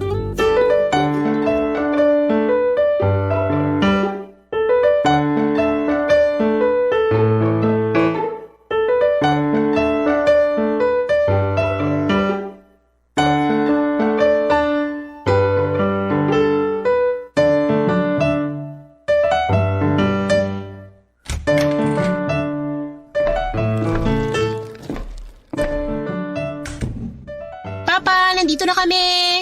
Hello mga anak. Hello, Papa Ton. Jim, bukas ha? Opo, Basketball na naman. Water girl na naman ako. buti nga water girl ka eh. Eh pag kayo ni Mama nagchichismisan, pulutan ako. Hayaan mo na sila anak. Basta tayo magbabasketball. Hay nako. Anyway, Papa, eto may nilutong bibingka si Mama Jello. Wow naman! Walang palyang mama jello mo sa pamerienda. Madami po sana yan, halos kinain lang ni Jean lahat. Patawa ka. Oh, ayan na naman kayong dalawa. Mamaya ko nakakainin to pagtapos maghapunan. Naku Papa Ton, pag di mo yan kinain ngayon, sigurado si Jean nakakain yan mamaya. Epal ka talaga. At least nakaganti na ako sa pangiinis nyo sa akin ni Mama. Inaapi ka ba anak? Sus, pa-victim yan, Papa. Hoy, pa-victim ka dyan. Opo Papa Ton, inaapi nila ako. Kawawa po ako sa kanila ni Mama. Jean? Kinukwento ko lang naman ang mga crush nun sa eskwelahan. Jim anak, bakit hindi mo nakukwento sa akin yan? Kaya nga po, torpe. Jean, walang torpe. Meron po, Papa. Ayan, kaharap mo. Kita mo na pa, ganyan yan. Jean, wag mong ganyanin si Jim. Paghihinaan niya ng loob lalo. Dapat sinusuportahan mo siya. Hindi naman po, Papa. Sinusuportahan ko naman po siya eh. Opo Papa, suportado naman ako ni Jean. Yan, ganyan nga. Dapat ganyan ang magkapatid. Oh, nadinig mo, Jim, ha? Dapat ganon, nagtutulungan. Oo na. Sige, simula bukas, tutulungan na kita sa mga crush mo. Ano? Papa, hindi totoo yan. Wala akong crush. Biro lang pa. Joke lang yun. Pero anak, dapat sa edad mong yan may crush ka na. Oo, Normal lang naman ang magka-crush. pero wala po talaga akong crush. Pero alam mo Papa Ton, ang dami may gusto dyan kay Jean. Ano? Papa, yung totoo. Okay lang ba na magka-crush o hindi? Siyempre okay lang. Sa'yo, kasi lalaki ka. Pero sa amin mga babae, hindi. Lola, ikaw ba yan? Ang tanda ng utak ah. Oo nga naman anak. Sabi ko nga normal lang yon. Pero dapat sinasabi mo sa akin. Papa, unang-una, wala nga akong crush. Sila ang may crush sa akin. Pangalawa, kung magkaka-crush man ako, dyan pa lang kay Jim salang-sala na. Talaga? Matapos salain ni Jim, kikilatisin ko muna. Para namang sinasabi niyo din na wag na akong magka-crush. Hindi ganon anak. Ganun, Papa. Yang si Jim, tumingin pa lang yung lalaki, ang dami ng sinasabi. Siyempre, iimbestigahan ko sila para alam ko kung mabuti silang tao. Very good anak. Ay, alam niyo ganito na lang. Sasabihin ko na lang sa inyo pag may nagugustuhan na ako. Teka anak, crush pa lang ang pinag-uusapan natin. Ano yung nagugustuhan na sinasabi mo? Iba yung crush sa gusto. Kasi crush is paghanga. Wow, ang lakas makaslambok. Talaga? Oh, tama na nga yan at baka magkapikunan pa kayo. Walang kampihan dito. Okay lang, Papa. Naiintindihan ko naman na gusto mo talagang magkaroon ng anak na lalaki. Uy, nagsiselos. Nagseselos ka, anak? Hindi po. Kasi si Mama Jello naman na gustong magkaanak ng babae ang kakampi ko. Ayun, inamin mo rin na nagkakampihan nga kayo ni Mama. Bakit? Kayo din naman ni Papa. Tama na yan. Wala ako ni isang paborito sa inyo. Kasi paborito ko kayong pareho. Kaya kainin mo na yung paborito mong kakanin at baka makain ko pa. Sabi na nga be, ikaw talaga titira sa pasalubong ni Papa. Jim, nandyan na yung itinabi kong paksiw. Dalhin mo na. Ulam nyo ng mama mo mamaya. Wow, salamat Papa Ton. Ito nga po pala yung pinaglagyan ng minudo kahapon. Salamat daw po, sabi ni Mama. Nako, salamat din sa mga merienda ka mo. Uwi na po ako. Baka maikwento ko pa si Edmond eh. Sino si Edmond? Ay, wala yun, Papa. Umalis ka na nga, Jim, kung ano-ano sinasabi mo. Sige po, uwi na ako. Bye-bye.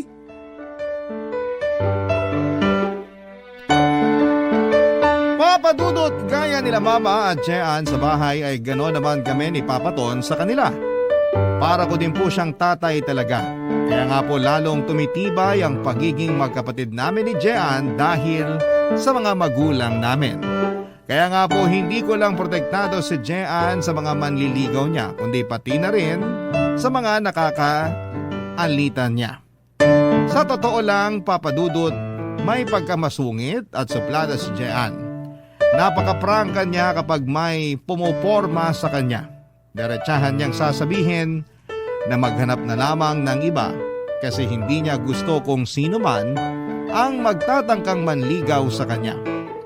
Isang araw na pinakiusapan ako ng teacher namin na tulungan siya sa pag-check ng test papers namin.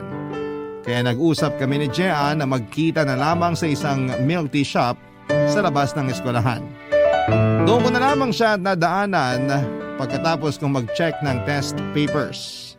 Malapit lang naman po yun sa eskwelahan para sabay pa din kami na uuwi. Kaso nga po dahil sa katarayan ni Jean ay may isa siyang manliligaw na napahiya noon. Hindi po taga-school namin ang sinabi kong lalaki. Tagalabas po ito at nagka-crush kay Jean. Ayun nga po dahil sa napahiya niya ay nagtanim ito ng galit sa kanya. Nawala naman po sa isipan ko yon.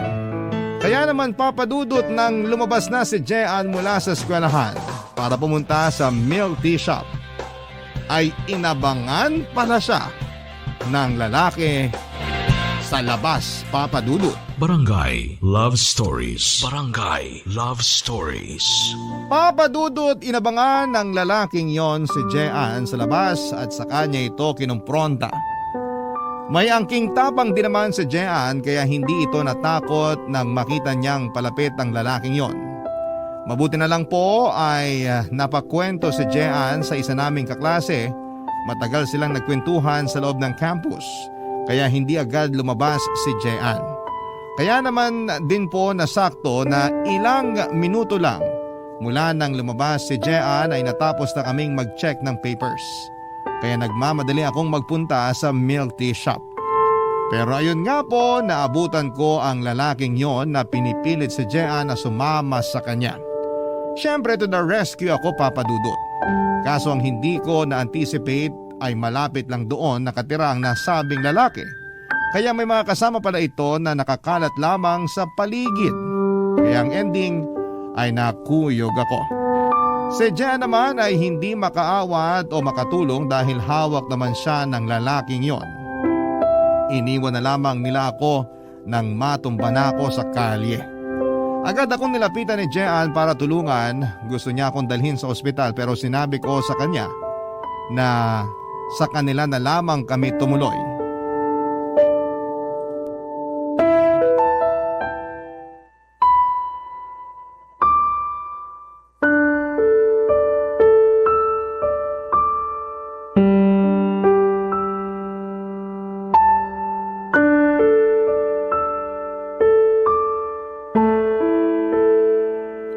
Aray ko po. Sorry. Tiis lang anak. Mahapdi talaga to. Papa, anong mangyayari sa kanya? Huy, pasalang to. Huwag kang OA. Sa katawan mo ba walang masakit? Meron yan, Papa. Ginulpi siya eh. Ano ba? Concerned ka ba o inaasar mo ako? Nakakainis ka. Bakit naman kita aasarin? Nagulpi ka nga. Bunganga mo anak. Totoo naman, Papa. Nandun ako't kitang-kita ko. Hello? Lumaban naman ako. Marami lang sila. Mga traidor yun. Ang dami nila tapos hinawakan pa ako. Kung nakabitaw lang ako, nakatikim lahat sa akin yun. Mabuti nga hinawakan ka eh. Kundi pareho tayong nagulpi. Ilan ba sila? Nakilala nyo ba? Taga saan ang mga yon? Natatandaan nyo ba ang mga itsura? Papa, Bakit? ano dun sa mga tanong mong sasagutin namin? Lahat. Madami po sila, hindi ko na nabilang kasi kay Jim ako nakatingin. Taga dun lang po malapit sa eskwelahan nakatira ang mga yun. Paano mo nalaman? Mga nakapambahay eh. Natural. Alangan naman magbihis pa sila para manggulpi. Ayan, nakukuha mo pa magpatawa. Nakilala nyo ba? Lahat po sila? Hindi po, pero yung pasimuno kilala ko. Kilala mo? Oo, Ano pangalan? hindi ko alam ang pangalan eh, pero nanligaw sa akin na binasted ko. Nanligaw sa'yo, hindi man lang nagpakilala? Nagpakilala pero hindi ko naman pinansin kasi nga ayaw ko sa kanya. Guwapo pero mayabang at ayun nga gago pa pala. Wow! Nayabangan ka pero nagwapuhan ka pa rin? Iba. Nanggigigil ako sa mga siraulong yun. Magdedemanda tayo. Mabuti pa nga Papa. Sandali lang po, Papa Ton. Bakit? Masakit ba? Hindi po, wala pong masakit. Gusto ko lang pong sabihin na wag na tayo magdemanda. Ano? Hahayaan mo na lang yung ginawa sa'yo? Ako hindi ako papayag. Walang pwedeng manakit sa mga anak ko. Tama! Pero Papa Ton, ayoko na po sanang lumaki to eh. Kasi baka malaman ni Mama, mag-alala siya ng sobra. Anak, paano mo itatago sa mama mo ang nangyari? Sa dami ng pasamo, mahirap na itago yan. Oo nga. Paano po kaya? Dapat malaman niya yan. Mag-aalala yun. Pero wala tayong magagawa. Ako nang bahalang magpaliwanag kay Mama Jelu. Sasamahan ko kayo. Wag na, Papa Ton. Ako na lang po uuwi. Sasamahan kita. Wag na. Lalong ikaw ang wag sumama sa akin pa uwi. Baka lalong magpanik yun si Mama kapag detalyado mong kinuwento yung nangyari. Pero dapat niyang malaman. Ako na lang ang magsasabi. Kasi baka mas mag-alala yun pag ang dami kong kasama. Sige. Nirerespeto ko ang pasya mo. Pero hindi natin palalampasin to. Magdedemanda tayo. Tama. Sige po, pero kakausapin ko po muna si Mama. Sige anak. Kung yan ang pasya mo. Hatid kita. Wag na nga. Pag hinatid mo ako, uuwi ka mag-isa. Baka mamaya nasundan tayo ng mga yun. Ako na ang maghahatid sa'yo. Ewan ko lang pag nakita ko silang sinundan ka. Kahit hanggang sa malapit lang sa inyo kung ayaw mo makita ni mama mo na may kasama ka. Salamat, Papa Ton. Sigurado kang ayaw mo ako maghatid sa'yo? Wag na nga sabi, ang kulit nito. Tsaka kilala kita, panalo ka magdetalye. Baka ultimo yung kurot sa akin, may kwento mo pa kay Mama. May kumurot sa'yo? Hindi ko napansin. Siyempre hindi ko na alam kung ano yung mga nangyari. Parang ang bilis nga eh. Kasi natauhan na lang ako nung tinatayo mo na ako. Ganon talaga anak. Bakit pa? Nagulpi na din ba kayo? Papa Dudut, alalang-alala si Papa Ton sa nangyari sa akin. Kung ganon ang nararamdaman niya ay siguradong mas lalo pa si Mama. Natatakot ako sa reaksyon ng mama ko pero kailangan kong lakasan ang loob ko. Gusto ko na ako lang ang humarap sa kanya sa kalagayan kong yon. Naintindihan naman ni Papa Ton ang gusto ko. Papa Dudut, sa totoo lang, high school pa lamang ay magkaibigan na kami ni Jean. Pero kahit kailan simula pa noon, ay hindi pa nagkakilala o nagkaharap man lang sina Mama Jello at Papa Ton. Opo, hindi pa sila nagkakaharap. Nakilala lang nila ang isa't isa sa pamamagitan namin ni Jean. Ang hirap pong paniwalaan pero yun po talaga ang totoo. Siguro po masyado silang busy kaya ang dalang ng pagkakataon para magkaharap sila. Isa pa ay lagi po kasing may nangyayari kapag magkakaharap na dapat sila. Sa totoo din ay hindi na namin masyadong napansin na hindi pa pala sila nagkakaharap. Kasi kapag nasa bahay ako nina Jean ay parang iisang pamilya lamang kami at ganoon din kapag nasa bahay namin kami. Naging iisang pamilya kami nang hindi pa nagkakakilala ng personal ang mga magulang namin. Kaya din sobra naman ang pagpapasalamat sa akin ni Papa Ton dahil sa pagtatanggol ko kay Jean. Alalang-alala din naman siya sa nangyari sa akin at ayaw niyang palampasin lamang ng ganon ang sinapit ko. Hinatid ako ni Papa Ton malapit sa amin at namimilit talaga siya. Nasamahan ako pero nakiusap talaga ako na ako na lamang ang haharap kay Mama, Papa Dudut.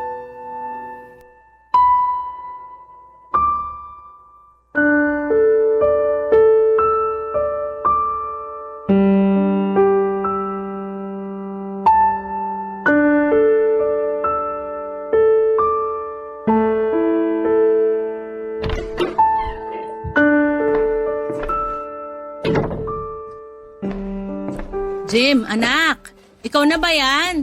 Opo, Ma. Sandali at matatapos na ako dito. Papuntahin mo dito si Jean. Hindi ko po siya kasama. Ha?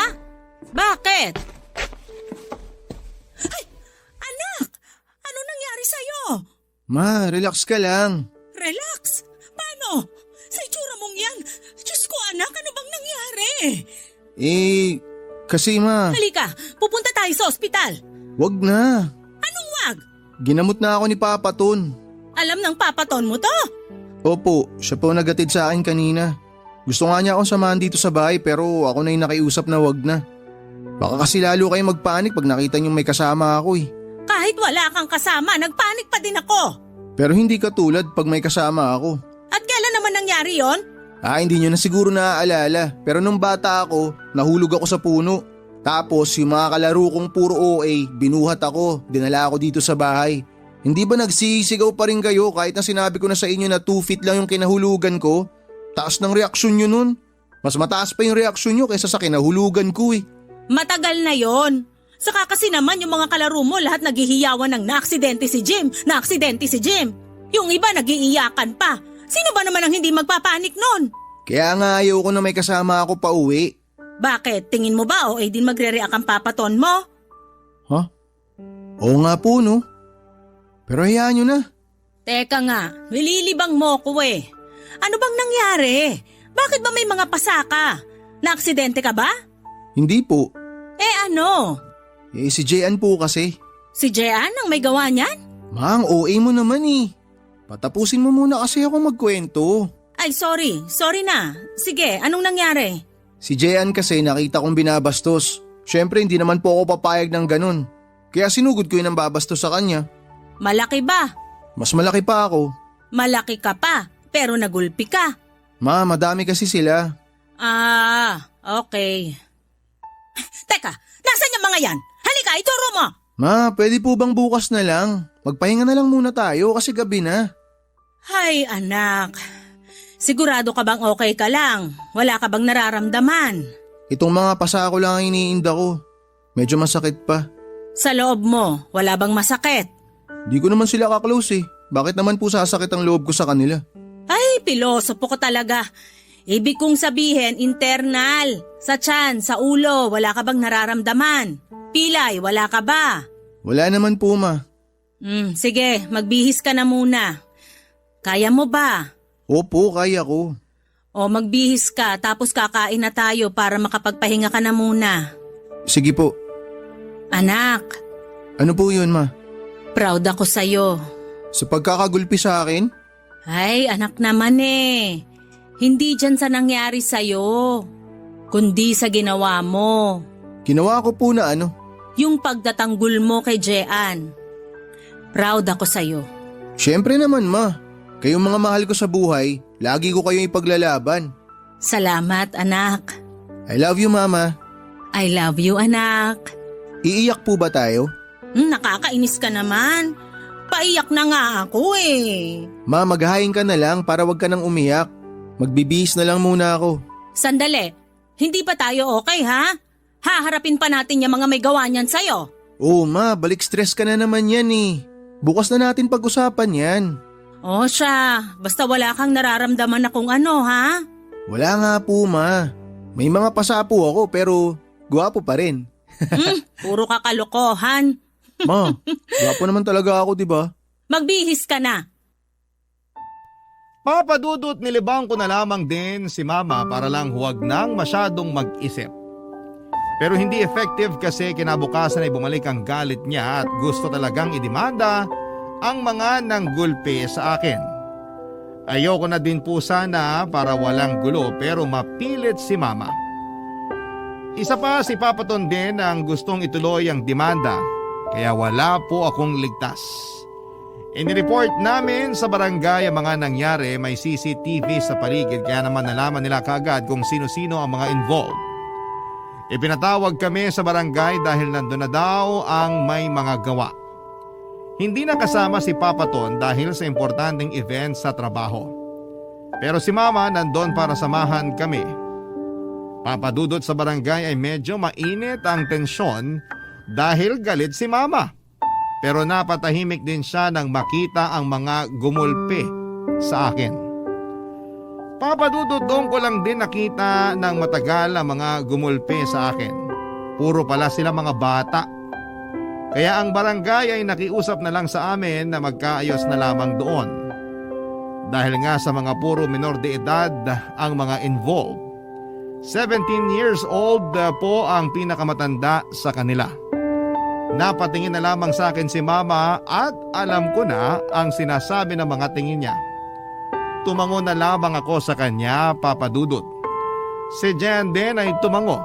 Sinabi na lang ni Mama na mag-sorry sila sa amin at mangakong hindi na uulitin ang ginawa nila. Sa amin man o sa kahit na kanino. Nangako din ang mga magulang nila na pagsasabihan sila kaya umuwi na lamang kami ng payapa. Umiral din ang pagkananay ni Mama. Kaya naman yung puso niya ay naawa din nang makitang mga bata pa pala ang mga salarin sa panggugulpi sa akin. Barangay Love Stories. Barangay Love Stories. Wala man si Papaton sa barangay pero updated naman siya dahil binabalita sa kanya ni Jean ang lahat. Kaya nang magdesisyon si Mama na hindi na itutuloy ang demanda ay sumang-ayon din si Papaton. Bukod sa nalaman niya na mga minor de edad ang mga involved ay ibinigay niya din kay Mama ang pagdedesisyon. Nang pauwi na kami ay sinabi ni Papaton kay Jean na sabihan kami na imbitado kami para kumain sa labas. Para pasasalamat sa nangyari at naging maayos ang lahat. At higit sa lahat ay para magkakilala na sa wakas sina Mama at si Papaton. Papadudot makalipas ang ilang taon ay magkakakilala na sa wakas ang dalawa. Matapos sabihin ni Jean sa akin ang plano ni Papaton ay sinabi ko din kaagad kay Mama. Si Mama naman ay masaya ding sumang-ayon kasi puro pangalan lang din daw ang nadidinig niya tungkol kay Papaton. At ganon din naman si Papaton kay Mama. Pero higit sa lahat ay kami ni Jean ang sobrang excited sa pagkikita nilang yon. Papadudot.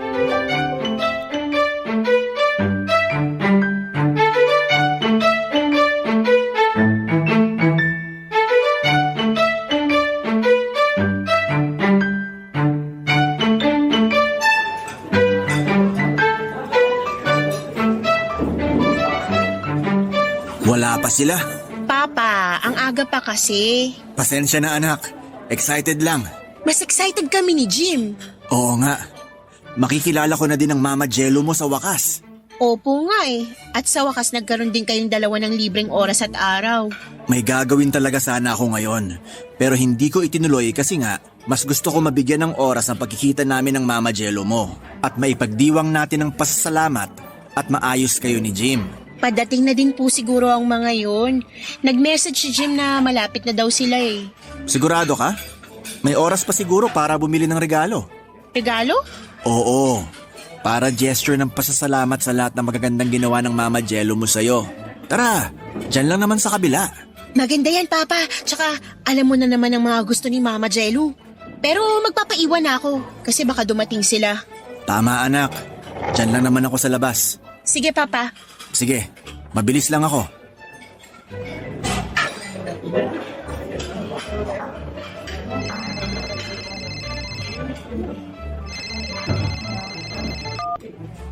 Hello, Jim. Nasaan na kayo? Malapit na. Actually, papasok na kami ng resto. Nasaan kayo? Ayun! Jim! Mama! Dito po!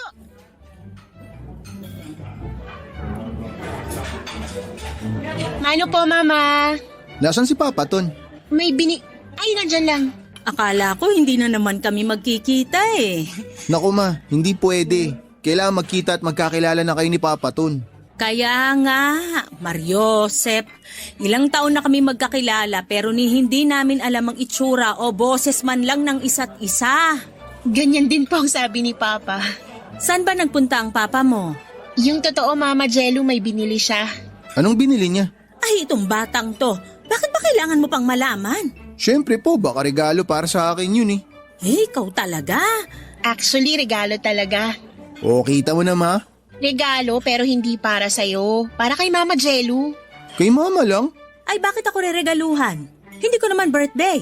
Yan yun na si Papa, bilang pasasalamat lang daw. Pasasalamat saan? Para sa pagiging mama ko daw po. Ay, teka. Kailangan ko din palang bumili ng para sa papa mo. Para sa pagiging papa niya kay Jim.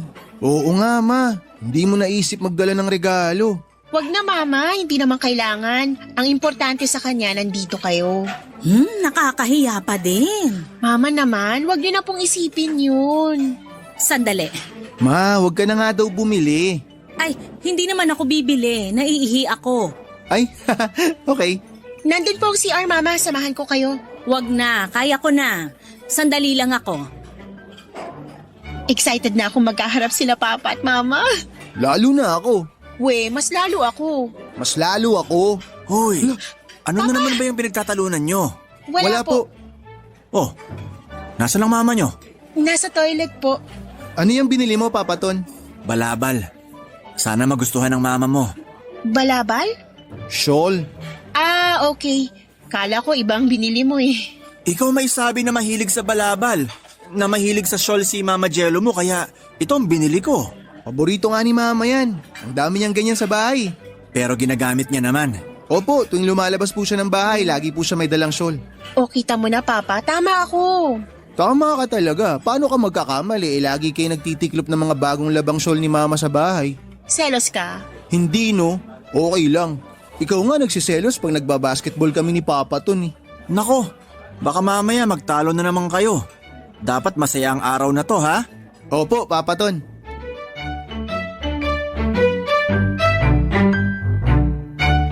Papadudod, parang pelikula ang nangyari. Alam mo yung eksenang nagkakasalasihan yung dalawang karakter. Ganun po ang nangyari sa kanilang dalawa. Gulong-gulo na nga po kami ni Jean, kina Mama at Papa Ton. Pero kahit naman po ganon ang nangyayari, kampante at sigurado naman kami na magkikita na sila. Aligaga din kasi sina Mama at Papa Ton kasi gusto nilang maganda ang pagkikita nila para sa aming dalawa ni Jean. Dahil hilong-hilo na kami ni Jean sa salisihang nangyayari, ay pinigilan na ni Jean si Papa Ton para mapirmi at hintayin na ang pagdating ni Mama. Hanggang sa nakita ko na si Mama na parating galing sa banyo. Nakatalikod sa kanya si Papa Ton. Kaya hindi ko na muna sinabi para masurpresa pag nasa harapan na niya si Mama. Tapos na magkaharap sila, ay nangyari ang hindi inaasahan.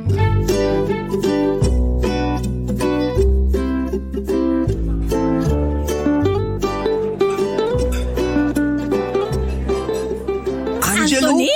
Parang gulat na gulat kayo. Siya ba ang papaton na sinasabi mo? Opo. Siya si Mama Jello? Yes po. May paton-ton ka pa dyan? Anthony ka lang naman? Ikaw nga, Jumejelo pa. Kasi Angelo ang pangalan ko, kaya Jello. Eh ikaw? O bakit? Ton, galing sa Anthony. Sandali, Papa. Anong nangyayari? Oo nga po, Ma, anong nangyayari? Tsaka bakit para magkagalit kayo? Tanong mo sa mama mo. Ako talaga? Bakit hindi ka magsalita para malaman ko kung anong kasinungalingan na naman ang sasabihin mo? Sinungaling agad? Totoo naman ah! Mama, relax ka lang. Ay, pasensya na anak. Buwisit ako dyan sa papa mo. Bakit naman po? Mabait po si Papa Ton. Pagtulog, dun lang siya bumabait. Ikaw nga kahit tulog eh. Ano?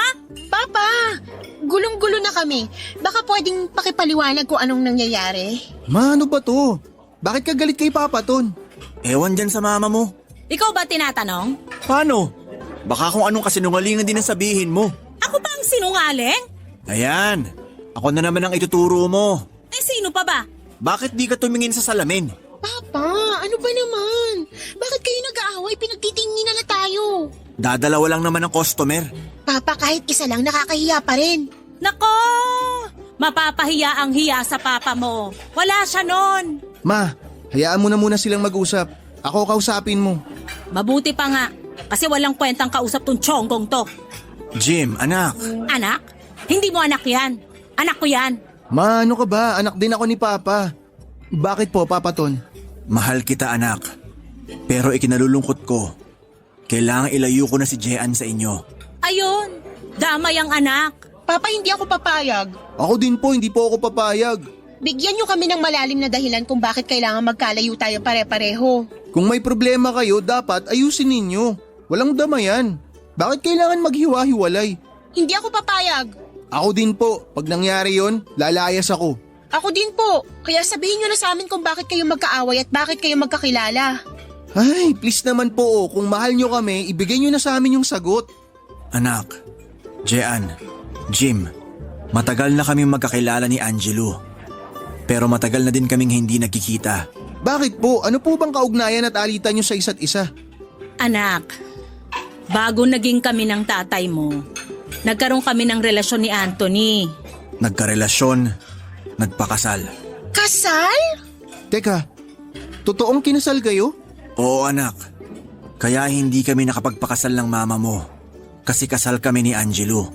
Yun din ba ang dahilan, ma, kaya hindi kayo kinasal ni Papa? Oo anak, kahit wala na kami ni anumang komunikasyon ni Anthony, hindi pa din kami pwedeng magpakasal kasi kasal kami sa isa't isa. Hindi na namin ginawang legal ng paghihiwalay. Basta hindi na lang kami nagkita. Hanggang sa nakilala ko ang mama mo. At ikaw nga naging bunga, Jean. Papa. Patawarin mo ko anak. Ako din anak. Bakit po ba kayo nagkahiwalay? Nabuntis ang mama mo. Ano? Hindi ako nabuntis! Ikaw ang may ibang babae! Yun ang dumating sa akin na balita nung nasa biyahe ako sa Visayas. Nabuntis ka daw.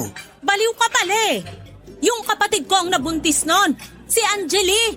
Ikaw nga ang nambabae eh. Kitang-kita kayo ng mga taga-atin papuntang ospital dahil nanganganak yung babae mo. Wala akong ibang babae. Yung hinatid ko sa ospital, hindi ko kilala yun. Nakita ko nasa kalye, manganganak na. Kaya tinulungan ko lang. Ano? Nakita niyo na? Pareho kayong mali dahil sa pakikinig sa iba. Oh, ayan kasi. Dahil sa maling chismis, mas pinili nyo na hindi na mag-usap. Wala man lang tanungan o paliwanagan. Ano kaya yun?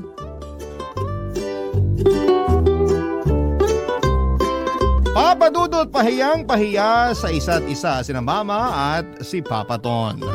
Dahil sa mababaw na chismis ay naghiwalay sila at hindi man lang muna nag-usap. Hindi ko alam kung nagkaganon ba sila dahil sa sobrang pagmamahal sa isa't isa o mababaw lang silang tao talaga. Total ay maayos na muli ang lahat kaya masasabi ko din naman na sa isang banda ay may ipagpapasalamat pa din naman kami ni Jean. Kasi kung hindi nangyari, ang nangyari ay wala sana kami sa mundo. O kung hindi sila ang naging magulang namin ay iba ang naging kapalaran namin ni Jean. Salamat pa din muli dahil nagkausap sila Mama at Papa. Nagkaintindihan at nagkapatawaran silang dalawa. Nabuong muli ang lamat na sila naman ang may gawa. Papa Dudut, legally and technically ay mag-asawa pa din sina Mama at Papa Ton. Kaya dahil nagkaayos sila ay inayos din muli nila ang relasyon. Nagkaroon ng mahabang patlang. Nagkabalikan po sila at pinaplano na namin ang muli nilang pagpapakasal o ang renewal of vows nila. Bukod sa magiging maayos na din sila, ay natutuwa kami ni Jean dahil matutupad na ang pinangarap namin na maging magkapatid. Mas malaki ang pamilya namin ngayon at mas masaya. Kami pa din ni Jean ang tagapagtanggol ng isa't isa. At sina Mama at Papa ay bumabawi sa mga panahon na hindi sila nagkasama. Para sila mga batang muli. Kapag magkasama at masaya kami para sa kanilang dalawa. Nagpapasalamat po ako, Papa Dudut, sa pagbibigay ninyo ng oras para mabasa ang kwento namin.